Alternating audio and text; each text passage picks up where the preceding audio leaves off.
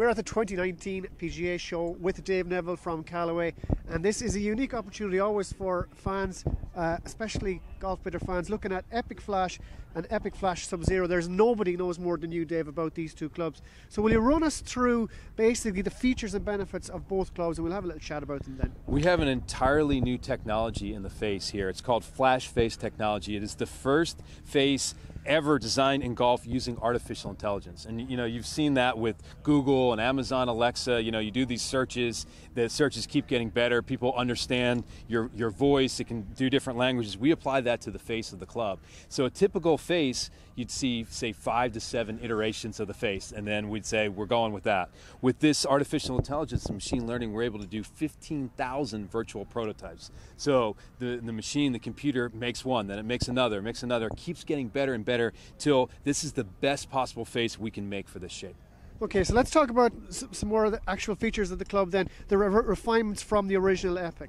Yes, absolutely. So we have the perimeter weight is back, and the fitters love it because it's an infinite track. You can adjust it into a lot of different places. You'll notice on the Sub-Zero model, we have the sliding weight track for the first time. We've never had that as well. So that gives you about 20 yards of shot shape control. Whether you want to hit a draw or hit a fade, you can go either side on that. We have a new triaxial carbon crown. It's a T2C. It's a tighter weave in the crown. Shaping is absolutely beautiful. OptiFit hosel, all new shafts. So a ton of tech in these new drivers. Okay, and the jailbreak technology? Yeah, the jailbreak is back. It's the hourglass jailbreak technology, which saves about 25% in the weight. That's really what got us to #1 in drivers. So what that does is stiffen the body of the head, which allows us to make this new Flash Face even more flexible. Yeah, let's talk about the Flash Face and that shape that it looks like from the inside. It looks almost like a pebble being dropped into a pond. Yeah, it's a ripple look to it, and it's totally non-intuitive. And even when the artificial intelligence and the supercomputer spit this out, our engineers were like,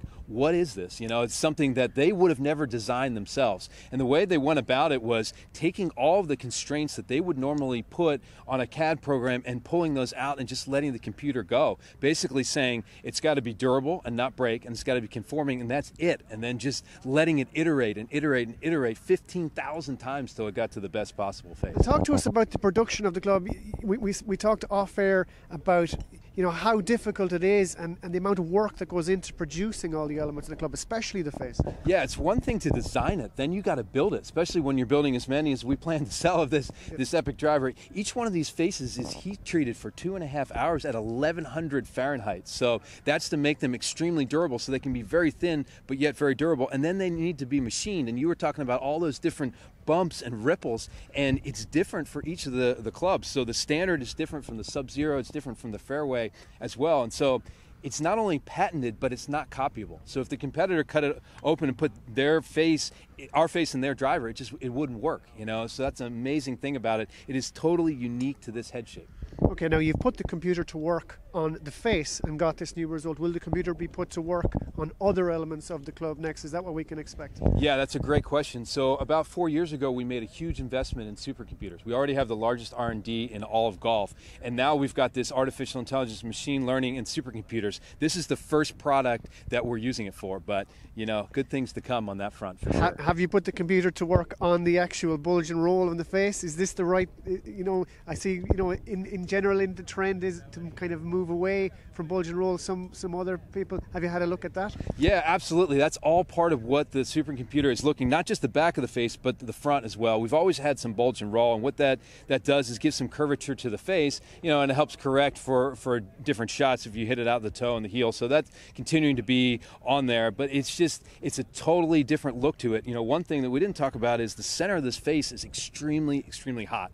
You know, you hear in the media all the time that the drivers are maxed out. They can't get any hotter in the center of the face. We're only working out towards the perimeter. That is not true with the Flash Face. It's extremely hot in the center, extremely hot on the high toe, high center. The area of the face that is hot is incredible on these new drivers. Dave, last question. I have an Epic driver. I love my Epic driver. Am I going to be trading in my Epic driver for an Epic Flash, or is there that much of a jump, or is it more of a case that if I have maybe a 4 or 5 year old driver, then I should be looking at changing up? Well, we encourage everyone to go out and get fit. You know, the numbers don't lie. You get on the TrackMan, you get on the Flight Scope, you see whether it's better. But one thing I can tell you about is our Tour Pros. You know, the Tour Pros have already been dialed in, not just with the Epic, but then with the Rogue as well. So when a guy like Ollie Schneiderjans picks up 4 miles an hour of ball speed, going from 180 ball speed, which is incredible, to 184 ball speed with the new Epic Flash, and he was already dialed in with his Rogue. That's incredible. You know, guys like Dylan Meyer, young guys picking up ball speed when they thought they were completely maxed out. So yes, I believe you're going to come in, but you got to go and get fit. Let's hit it today. We got the TrackMan. We'll have a go after. 4 miles per hour, just out of interest, is how much distance-wise for those guys? On a robot, that's going to equate to about 3 yards per miles an hour. So it's about 12 yards. You know, your mileage may vary. We see anywhere usually from 2 to 3 yards per mile an hour that you pick up. And for the average club golfer, we'll say with a little bit less power? Maybe, you know, but a lot of the club golfers haven't been, you know, optimally fit, yeah. and so they can pick up a lot more. And for the club golfer, you know, picking up 10 yards is massive. That means, you know, hitting a totally different club, you know, into the green, and that is a big, big deal for your average golfer. Well, Dave Neville of Callaway Golf, as always, thank you for their time. Guys, that's the Epic Flash Sub-Zero. Make sure to check them out on golfbidder.com.